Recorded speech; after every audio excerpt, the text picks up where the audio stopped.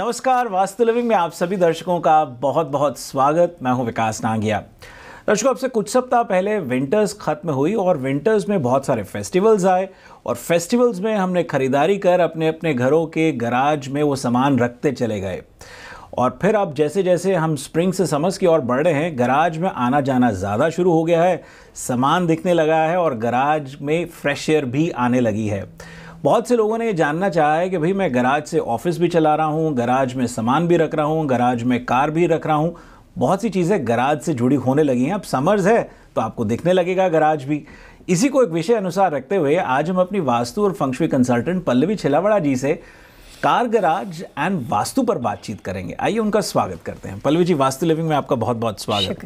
देखिए, ये बात सच है और ये निजी तजुर्बा है कि विंटर्स में लोग एकदम सामान को जो है ना स्टॉक करते चले जाते हैं और फिर उसके बाद स्प्रिंग और समर्स में जो है गराज की तरफ ध्यान जाना शुरू होता है। जब कुछ सामान निकालना होता है, लोग अपने ग्रिल्स को बाहर निकालते हैं, कुकिंग ग्रिल्स को और तरह तरह की चीज़ें। इसी को हमने सोचा एक विषय बना लेते हैं और आपसे समझें कि गराज का किस तरह का रखरखाव होना चाहिए, उसका किस तरह से हम लाभ उठा सकते हैं। कुछ लोग 12 महीने उसका लाभ उठाते हैं। आप जैसे लोग जो फ्लोरिडा में ब्लेस्ड हैं, गराज है तो 12 महीने आप लोग उससे आना जाना करते रहते हैं। लेकिन कुछ लोगों का गराज बंद ही रहता है, कुछ लोग उसे ऑफिस बना लेते हैं। तो हमारे आज के विषय के बारे में क्या कहेंगे पल्लवी जी, गराज एंड वास्तु? घर के अंदर जब हम अलग अलग कॉर्नर के बारे में बात करते हैं तो सबसे ज़्यादा अटेंशन होता है घर के मुख्य द्वार और फॉयर एरिया का, और उसके बाद आता है फैमिली रूम का, क्योंकि वहाँ पे घर का मुखिया सबसे ज़्यादा बैठता है, इंटीरियर पे फोकस करता है। उसके बाद formal living, formal dining, kitchen, हर कॉर्नर्स आते हैं। सबसे अगर कम अटेंशन किसी का होता है तो गराज एरिया का। गराज में लोग ज़्यादातर अपना सामान रखने के लिए स्टोरेज के तौर पे यूज़ करते हैं। अगर कंस्ट्रक्शन वाइज स्ट्रक्चर में कुछ ऐसे रूम कमरों की कमी हो या ऐसी कोई बात हो तो फिर गराज को अलग अलग तरह की डेफिनेशन में कन्वर्ट भी किया जाता है। फ्लोरिडा में भी किया जाता है, न्यूयॉर्क में भी किया जाता है। बाहर से गराज डोर सेम रहता है, लेकिन अंदर जाने के बाद कई बार वो बेडरूम बन जाता है, मीडिया रूम बन जाता है, बुज़ुर्गों का कमरा बन जाता है। टेक्सास, कैलिफोर्निया में काफ़ी ऐसे क्लाइंट है कि मैंने देखा है कि उन्होंने गराज को पूरा बार एरिया जैसा बना के बच्चों के सामने या बुज़ुर्गों के सामने एक रिस्पेक्ट के लिए, ड्रिंक ना लेने के लिए उसको पूरा बार एरिया बना रखा है। तो गराज घर का एक ऐसा कॉर्नर है जो आप कई बार अपने कंफर्ट लेवल के हिसाब से, अपने कन्वीनियंस के हिसाब से उसका अलग अलग यूज़ कर सकते हो। कुछ घर ऐसे होते हैं जिसमें गराज का काम होता है सिर्फ चीज़ों को स्टोर करना, और वहाँ पे लिक्विड स्टोरेज भी बहुत ज़्यादा हो जाता है, ड्राई स्टोरेज भी बहुत ज़्यादा हो जाता है। काफ़ी सारे घरों में गराज के अंदर कुछ खास तरह के गैस स्टोव, कुकटॉप को लगाया जाता है ताकि वहाँ पे फ्राई वगैरह किया जाए। आप उसको किचन बोल सकते हो, लाइक स्पाइस किचन या डर्टी किचन बोल सकते हो, ताकि अपने घर का जो रियल किचन होता है, जो एक्सटीरियर किचन होता है, वो वहाँ पर ख़राब ना हो। तो वहाँ पर इस तरह से भी उसका प्रयोग किया जाता है। आज हम ये बात करते हैं कि वास्तुशास्त्र के हिसाब से सही गराज पोजीशन की डेफिनेशन क्या है। गराज वास्तु में आपके घर को फ़ायदा कब कर सकता है, लेकिन गराज का वास्तु दोष जाने अनजाने में आपके घर को नुकसान कैसे करता है। तो ये बातों को समझने के लिए हमें ये समझना है कि गराज की दिशा क्या है, दिशाओं के हिसाब से उसका वास्तु प्रिंसिपल के हिसाब से सही उपयोग क्या है, और उस वास्तु दोष से बचने के लिए, वास्तु दोष को रिमूव करने के लिए क्या क्या चीज़ें अलग अलग दिशाओं के हिसाब से गराज में से अवॉइड करनी चाहिए। ये तमाम बातों को ध्यान में रखना चाहिए। पल्लवी जी, इसमें कोई शक नहीं कि हमारे कम्युनिटी में लोग गराज को ना मल्टीपल पर्पसेस के लिए यूज़ करते हैं। आप जब बता रहे थे, मेरा तो ध्यान में आया कि मैंने तो नवरात्रों के दौरान किसी के यहाँ पे गराज में अष्टमी के समय में हवन तक अटेंड किया हुआ है कि भाई हवन करते हैं गराज में, अच्छी खासी जगह है। लेकिन उसमें जो सवाल दिमाग में आ रहा था कि वो गराज इतना बड़ा था, वो सिंगल कार गराज नहीं था, वो 5 कार गराज था, बड़ा घर था तो अफोर्ड कर सकते थे। अब दिशाओं के महत्व को भी समझ लें आपके साथ गराज को लेकर के, लेकिन साथ ही साथ ये भी समझ लें कि हो सकता है कि सिंगल कार गराज हो, डबल हो, ट्रिपल या क्वाड्रपल, यानी 4 या 5 कारों का गराज हो, तो उससे क्या प्रभाव पड़ता है घर के वास्तु पर भी, क्योंकि जाहिर है कुछ तो फ़र्क पड़ता होगा। कई बार ऐसा होता है कि 3 कार का गराज एक साइड में होता है और घर की ठीक ऑपोजिट साइड में 2 कार का या सिंगल कार का गराज दूसरी साइड में भी होता है, वो स्प्लिट हो जाता है। तो इस तरह की परिस्थितियां हैं दिशाओं के हिसाब से भी और मल्टीपल कार गराज के हिसाब से, थोड़ा गाइड कीजिए। जैसे सबसे पहले वास्तु के हिसाब से ये समझते हैं कि वास्तु प्रिंसिपल के हिसाब से गराज को किस तरह से कैलकुलेट किया जाता है। मेजॉरिटी लोगों के पास मैंने ये सुना हुआ है कि गराज का वास्तु होता ही नहीं, उनका घर जो होता है डायरेक्ट मेन डोर से शुरू होता है। इंडिया वगैरह में वहाँ के वास्तु कंसल्टेंट जो कभी शायद कंट्री के बाहर नहीं गए, जब उनके पास अगर कोई ड्राइंग जाता है तो वो भी गराज को अवॉइड ही कर देते हैं, उसको कैलकुलेट ही नहीं करते हैं और वो मेन डोर को फोकस करते हैं। जैसे अमेरिका में गराज अलग अलग तरह से बनते हैं। एक तो गराज ऐसे होते हैं जो आपके बिल्डिंग के साथ अटैच, यानी कि बिल्डिंग का जो फेस होता है गराज सेम फेसिंग आपके पास होते हैं, चाहे वो 1 कार गराज हो 2 कार गराज हो। आजकल जो नए टाउन होम का कॉन्सेप्ट निकला है उसके हिसाब से गराज अपोजिट डायरेक्शन में होते हैं, मेन डोर अपोजिट डायरेक्शन में होता है। इस तरह से आजकल जिसको उन्होंने बंगलोज का नाम दिया हुआ है, तो बंगलोज इस तरह से बनते हैं। जैसे इससे पहले आपने एग्जांपल दिया कि कई बार 2 कार गराज राइट में, 2 कार गराज लेफ्ट में और बीच में कोर्टयार्ड जैसा होता है, जिससे आप दोनों कार गराज का इक्वल पर्पस से यूज़ कर सकते हो। और मैंने काफ़ी ऐसे घर बनाए हैं, मैं प्रोजेक्ट कंसल्टेंट हूँ, कस्टम होम बनाती हूँ, जॉर्जिया में, सवाना में काफ़ी ऐसे घर बनाए हैं जो एक ख़ास बजट के घर होते हैं और वहाँ पे गराज को एक ही दिशा में बड़ा सा बना के इस तरह से रखा हुआ है कि जैसे आपने पहले एग्जांपल दिया कि जब कभी घर में कोई छोटी मोटी पार्टी फंक्शन होता है और बैकयार्ड में किसी वजह से, वेदर इशू की वजह से अगर हम बाहर नहीं जा सकते हो, यहाँ तक कि एंगेजमेंट, अलग अलग तरह के स्पिरिचुअल चीज़ें भी उन्होंने गराज में की हुई है। जब कोई ऐसा मौका होता है तो गराज को एम्प्टी कर देते हैं और वहाँ पे अपने छोटे मोटे घर के जो फंक्शन होते हैं फैमिली के साथ वो किए जाते हैं। तो गराज के मल्टीपल यूज़ है। यहाँ पे सबसे पहले मैं वास्तु कंसल्टेंट होने के नाते मैं बता दूँ कि आपके घर के मेन डोर से भी ज़्यादा महत्व वास्तु शास्त्र में आपके घर के गराज का होता है। अच्छा। अमेरिका में वास्तु जो होता है वो गराज की दिशा सही हो तो आपके घर का वास्तु सही, और गराज की दिशा गलत हो तो आपके घर का वास्तु दोष वाला घर बन जाएगा। क्योंकि यहाँ पे मेजॉरिटी लोगों की लाइफस्टाइल 100 में से 2% 20% लोग कुछ डिफरेंट कर सकते हैं, अदरवाइज़ 80% लोगों के घर में आने जाने का जो सोर्स होता है वो गराज का होता है।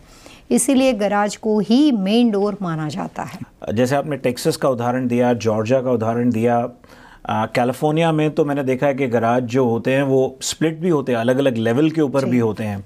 तो ये सारी चीज़ों को और विस्तृत तरीके से आपसे जानना चाहेंगे। एक छोटा सा ब्रेक लेते हैं। ब्रेक के उस पार पल्लवी जी से एक तो ये समझेंगे कि क्यों घर के मेन डोर जितना या उससे कहीं ज़्यादा गराज डोर या गराज एंट्रेंस इतनी इम्पॉर्टेंट क्यों है, और फिर मल्टीपल कार गराजेस के किस तरह से रखरखाव होना चाहिए, किस तरह से उसको एंट्रेंस के लिए उसका सदुपयोग उठा सकते हैं। तमाम पहलुओं पर बातचीत होगी। हम बहुत जल्द हाजिर होंगे। वास्तु लिविंग में आप सभी दर्शकों का एक बार फिर से स्वागत। मैं विकास नागिया। आज हम अपनी वास्तु और फंक्शुई कंसल्टेंट पल्लवी जी से गराज एंड वास्तु विषय पर बातचीत कर रहे हैं। आइए इस विषय को आगे बढ़ाते हैं। पल्लवी जी, कार्यक्रम में आपका फिर से स्वागत।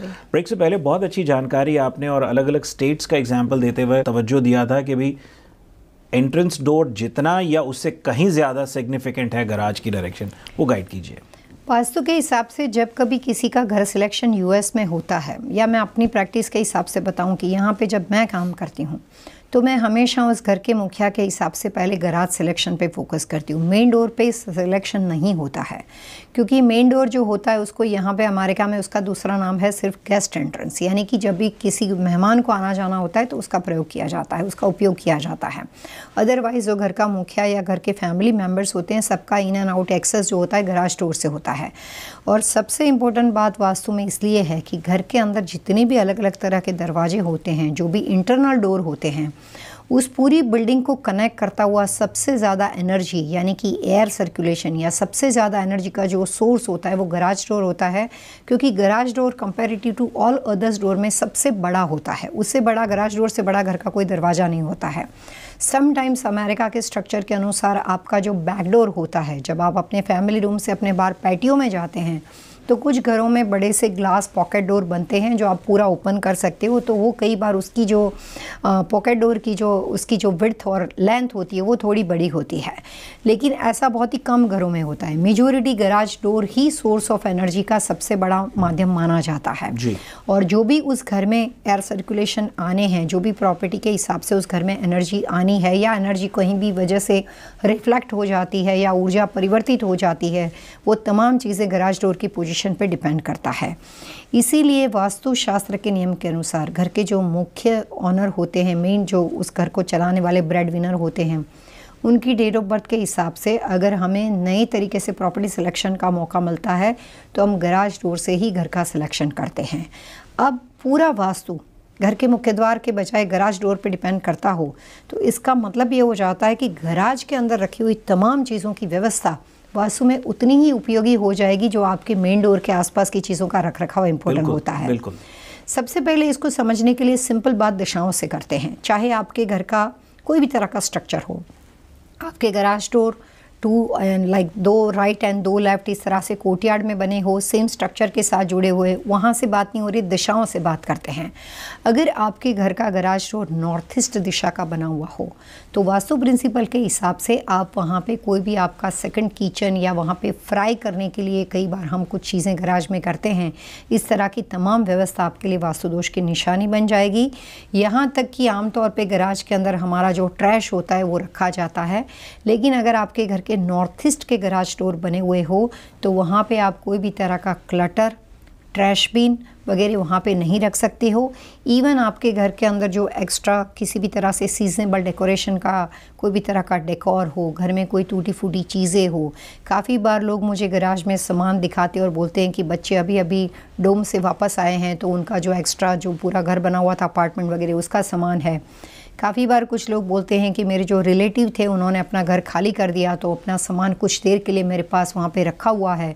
तो किसी भी वजह से, चाहे आपका अपना क्लटर हो या किसी वजह से आपने किसी अपने रिश्तेदार को हेल्प करने के लिए वहाँ पे स्टोरेज रखा हो, नॉर्थ ईस्ट के गराज में कोई भी तरह का क्लटर या स्टोरेज नहीं हो सकता। अदरवाइज़ वहाँ पे 2 महीने के बाद जो सामान आपने रखा हुआ हो उससे घर के जो भी मुखिया होते हैं उनका स्ट्रेस लेवल बढ़ता जाता है और बहुत अलग अलग छोटे छोटे मतलब बिना मतलब के रीज़न की वजह से उनके टेंशन बढ़ जाते हैं और उनके काम में, करियर में, पर्सनल लाइफ में प्रॉब्लम्स आते हैं।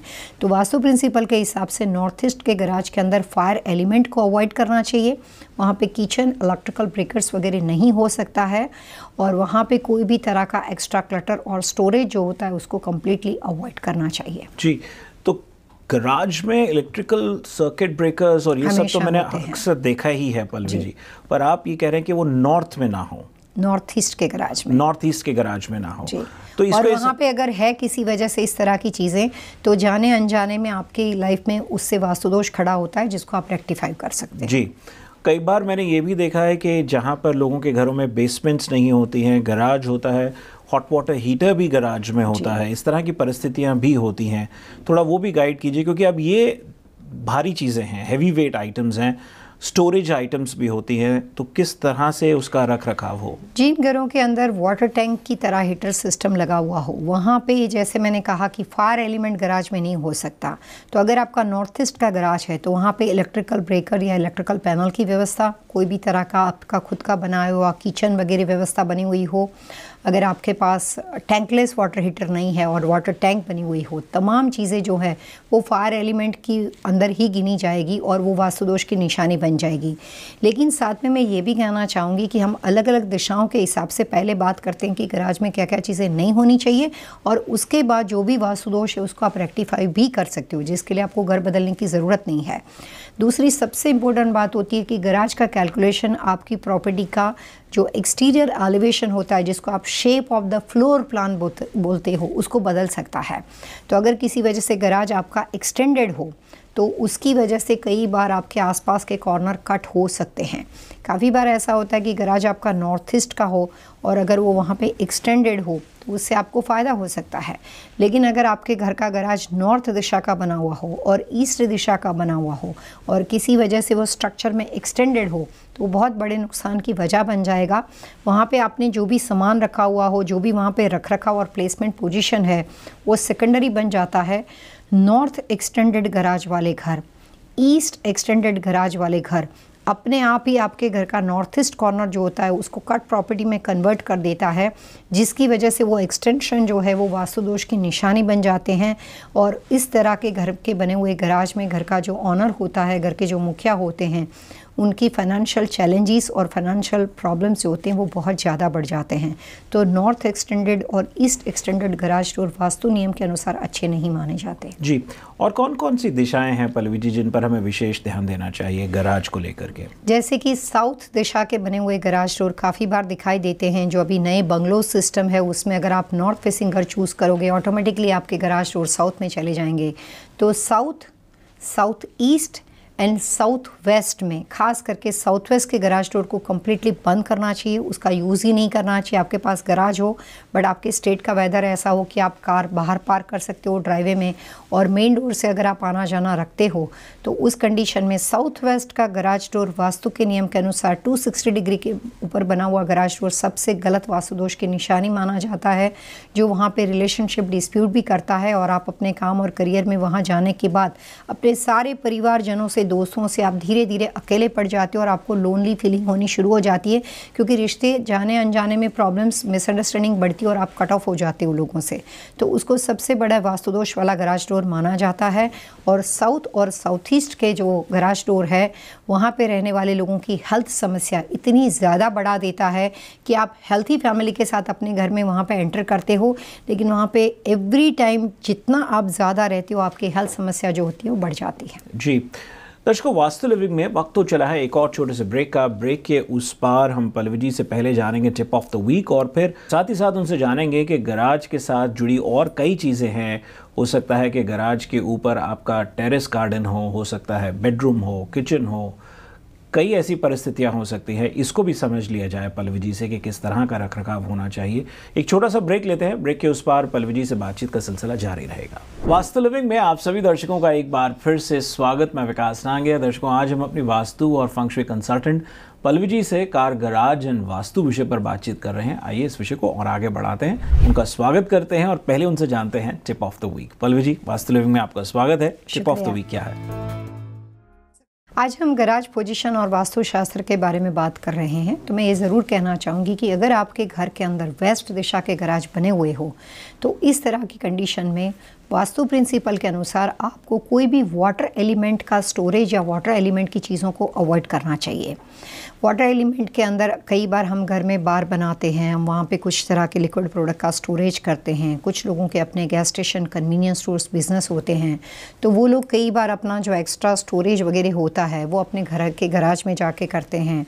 काफ़ी लोग ब्यूटी सलून बिज़नेस में होते हैं तो वो अपने लिए जो एक्स्ट्रा कॉस्मेटिक चीज़ें परचेज़ करते हैं। आम तौर पे घर के लोग जो होते हैं वो एक्स्ट्रा ग्रोसरी परचेज़ करते हैं जिसमें लिक्विड चीज़ें बहुत सारी आती है, ऑयल वगैरह हो गया, कार का ऑयल वगैरह हो गया। तो वास्तु के हिसाब से वेस्ट यानी पश्चिम दिशा के साथ जुड़े हुए गराज के लोगों को वहाँ पे वाटर एलिमेंट की चीज़ों को कम्प्लीटली अवॉइड करना चाहिए, चाहे वो आप किसी भी तरह के लिक्विड चीज़ों के साथ चीज़ें क्यों ना जुड़ी हुई हो। इस तरह का स्टोरेज वहाँ पे रखने से उस प्रॉपर्टी के अंदर आपके स्टेबिलिटी के इशू हो जाते हैं। वो इफ़ेक्ट आपको ओवरनाइट नहीं होता है, लेकिन 6 महीने लगातार इस तरह की चीज़ों का स्टोरेज अगर आप अपने पश्चिम दिशा के गराज में करते हो तो स्टेबिलिटी का मतलब होता है जहाँ पे आप जॉब कर रहे हो, जहाँ पे आप बिज़नेस कर रहे हो, वहाँ पे और ज़्यादा आगे बढ़ने के बजाय जो काम ऑलरेडी चल रहा है वहाँ पे रुकावट आनी शुरू हो जाती है। तो स्टेबिलिटी में आपकी जॉब में इशू हो सकते हैं, आपके काम में इशू हो सकते हैं। वेस्ट फेसिंग गराज के अंदर जहाँ तक हो सके वहाँ पे हर तरह के लिक्विड चीज़ों को अवॉइड करना चाहिए। कोई इनबिल्ड वास्तु की चीज़ें बनी हुई हो, जैसे अगर आपके वहाँ पे वाटर टैंक हो तो आप टैंकलेस वाटर हीटर लगा सकते हो, किसी वजह से आप नहीं कर सकते हो, और जो भी इनबिल्ड चीज़ें हो तो उसका हम उपाय, वास्तु दोष को उसको रेक्टिफाई करने के उपाय होते हैं। लेकिन जो आप अपने घर के तौर तरीके, जो आपकी लाइफस्टाइल है उसके हिसाब से वाटर एलिमेंट की चीज़ों के स्टोरेज वगैरह करते हो उसको अवॉइड करना चाहिए। जी पल्लवी जी, एक तो दिशाओं को और बेहतर अन्य कोई दिशाएं हों जिस पर हमें खास ध्यान देना चाहिए उसको समझ लें, और उसके साथ साथ जो मैंने ब्रेक से पहले कहा कि हो सकता है कि गराज के साथ में या एकदम ऊपर हो सकता है, लोगों के जैसे स्टेट टू स्टेट मैटर करता है, हो सकता है कि ओपन टेरेस हो सकता है बेडरूम्स हो, किचन हो, रेस्ट रूम हो। तो इस तरह की अगर व्यवस्था है तो किन किन चीज़ों पर ध्यान देना चाहिए? बहुत अच्छा सवाल है आपका। आज का हमारा पर्पज़ यह है कि गराज पोजीशन से वास्तु दोष को कैसे आप कैलकुलेट कर सकते हो, जो कि हर कोई व्यक्ति, चाहे आपकी डेट ऑफ बर्थ कोई भी हो, लेकिन समांतर स्तर पे कॉमन वास्तु प्रिंसिपल के हिसाब से कुछ ऐसे रूल्स एंड रेगुलेशन है जो आपके गराज की वजह से आपके घर को वास्तु दोष में कन्वर्ट कर सकते हैं। उसमें ये बात एक बहुत ही इंपॉर्टेंट होती है कि अगर आपके घर का नॉर्थ वेस्ट दिशा का गराज बना हुआ हो तो उस घर में रहने वाली तमाम तरह के जो भी फीमेल होती है, घर की मतलब घर की सिंगल मदर होती है, माता पिता होते हैं, सिस्टर होती है, बेटी होती है, कोई भी व्यक्ति हो सकता है, वाइफ होती है, तो उनको उस घर में स्ट्रेस लेवल बहुत ज़्यादा बढ़ जाता है और वो हमेशा उस घर में नाखुश रहती है। तो कोशिश करनी चाहिए कि अगर आपके घर का नॉर्थ वेस्ट दिशा का गराज बना हुआ हो और आपको प्रॉपर्टी सिलेक्शन से पहले मौका मिलता हो तो आप नॉर्थ वेस्ट एक्सटेंडेड गराज वाली प्रॉपर्टी को सिलेक्ट ना करें। प्रॉपर्टी अगर एक ही लेवल में होती है, यानी कि पूरी बैलेंस प्रॉपर्टी होती है, तो इस तरह की चीज़ें हो सकती है। नॉर्थ वेस्ट का बना हुआ गराज जो होता है वो वहाँ पे आपके ज़्यादातर, अगर आपका बिज़नेस है और आपके फीमेल एम्प्लॉय बहुत ज़्यादा है, अगर आपका ऐसा बिज़नेस है जिसमें आपके फीमेल क्लाइंट्स बहुत ज़्यादा है, तो वहाँ पे भी आपको अपने क्लाइंट्स के साथ, एम्प्लॉय के साथ लगातार इशू बने रहते हैं और बिना मतलब आपको ऐसा लगता है कि मैं बहुत ज़्यादा किस तरह से मेरे लिए प्रॉब्लम्स आते हैं मेरे को पता ही नहीं चलता।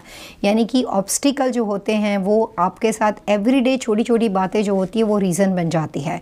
तो जो बोलते हैं कि बार बार कई बार आपने एवरीडे सुबह में उठ के ऐसा लगता है कि आज मेरा दिन अच्छा ही जाए तो मतलब मेरे लिए काफ़ी बड़ी बात हो जाएगी। मतलब छोटी छोटी चीज़ों से समस्या जो होती है वो बड़ी बन जाती है। तो नॉर्थ वेस्ट के गराज वास्तु के नियम के अनुसार कई बार अच्छे नहीं माने जाते और उस कंडीशन में अगर नॉर्थ वेस्ट के गराज के ऊपर आपके मास्टर बेडरूम का बाथरूम या कोई भी तरह के वाटर एलिमेंट, किसी भी तरह से वाटर एलिमेंट हो सकता है। मान लेते हैं कि नॉर्थ वेस्ट के गराज के अंदर वाटर एलिमेंट नहीं है but exactly about the garage है जी, तो वहाँ पे भी वो सेम वास्तु दोष की समस्या बन जाएगी और उस घर में रहने वाले, घर में जो छोटे बच्चे होते हैं उसमें आपके घर की बड़ी बेटी होती है, मिडल बेटी हो सकती है, छोटी बेटी हो सकती है, या घर में जो लड़कियां शादी ब्याह के लिए उपयुक्त, मतलब शादी ब्याह की एज की होती है, उनको शादी वगैरह में बहुत ही विलम्ब होता है और छोटे बच्चे होते हैं उनके भी हेल्थ इश्यू बढ़ जाते हैं। नॉर्थ वेस्ट का गराज घर में रहने वाली फीमेल के लिए अच्छा नहीं माना जाता। जी पल्लवी जी, बातों बातों में भी आपने जिक्र किया और हो सकता है कि दर्शकों के जहन में भी हो कि भाई सरल आसान शब्दों में अगर समझा जाए तो गराज बिल्डिंग का ही हिस्सा हो, स्ट्रक्चर का हिस्सा हो, वो अच्छा है, या वो अगर डिटैच्ड हो, बाहर हो, वो बेहतर है? वास्तु के हिसाब से ये तमाम बातें उन लोगों को लागू होती है जिन लोगों के घर में बिल्डिंग के साथ अटैच गराज होता है। डिटैच गराज के कोई इफेक्ट नहीं हो सकते क्योंकि वो बिल्डिंग के किसी भी कॉर्नर को, बिल्डिंग के लेआउट को, स्ट्रक्चर को चेंज नहीं कर रहा है। कोई भी दिशाओं के साथ आपका वहाँ पे आना जाना नहीं होता है। डिटैच गराज के कोई इफेक्ट नहीं होते हैं। लेकिन आजकल नए नए स्ट्रक्चर डिज़ाइन हो रहे हैं। मैं खुद भी कंस्ट्रक्शन में अलग अलग मॉडर्न घर बना रही हूँ, तो कई बार ऐसा होता है कि हम डिटैच गराज बनाते हैं लेकिन जब सेकंड फ्लोर पे जाते हैं तो वहाँ से एक ब्रिज क्रिएट करते हैं जो कि मेन आपके प्राइमरी होम के साथ कनेक्ट हो जाता है। तो उस कंडीशन में अगर कोई भी तरह के ब्रिज से या कोई भी तरह के कोर्टयार्ड या पोर्च की वजह से गराज आपके साथ कनेक्ट होता है तो वहाँ पे भी आपको अटैच गराज का ही इफेक्ट दिखाई देगा। पल्लवी जी, बहुत अच्छी जानकारी आपसे मिली पूरे एपिसोड के दौरान और अलग अलग दिशाओं पर आपने गाइड किया। एक ईस्ट दिशा की और भी थोड़ा सा हमें गाइड करें कि किन किन चीज़ों पर ध्यान देना चाहिए। आमतौर पे वास्तु के हिसाब से अगर आपके घर का फ्रंट एलिवेशन अनइवन ना हो, यानी एक कॉर्नर बड़ा हुआ और कटा हुआ ना हो और बैलेंस हो, तो उस कंडीशन में इस दिशा के गराज को वास्तु के नियम के अनुसार सबसे अच्छा माना जाता है और वहाँ से आप अपना आना जाना भी रख सकते हो। और ईस्ट के गराज के अंदर आपको सिर्फ क्लटर को अवॉइड करना है या ऐसी कोई चीज़ नहीं रखनी है जैसे आपके पास बहुत पुराने कपड़े हो, पुराने बुक्स हो, बहुत ज़्यादा ज़रूरत से ज़्यादा शूज़ हो। आप डेली यूज़ के शूज़ को डाल सकते हो लेकिन अगर आपके पास लेदर की बनी हुई ऐसी चीज़ हो जो एक्स्ट्रा हो और आप उसका यूज़ नहीं करते हो तो ईस्ट के गराज के अंदर सिर्फ एक ही वास्तु प्रिंसिपल को अप्लाई करना है जिसमें आपको क्लटर को अवॉइड करना है। जी दर्शकों, वास्तु लिविंग के आज के एपिसोड में इतना ही। यदि आज के एपिसोड से संबंधित आपके मन में कोई सवाल हो, सुझाव हो, आप चाहते हैं कि हम पल्लवी जी से अन्य किसी विषय पर बातचीत करें तो आप हमें लिख सकते हैं।